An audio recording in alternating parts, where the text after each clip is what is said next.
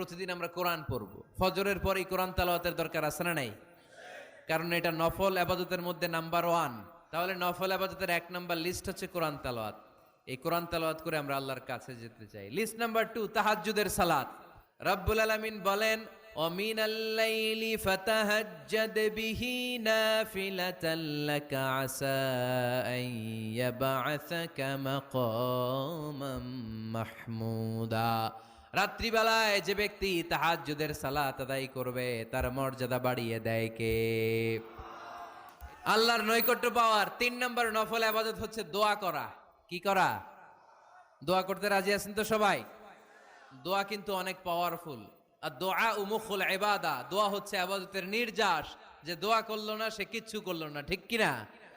যার দোয়া মিস তার সব মিস, ঠিক কিনা?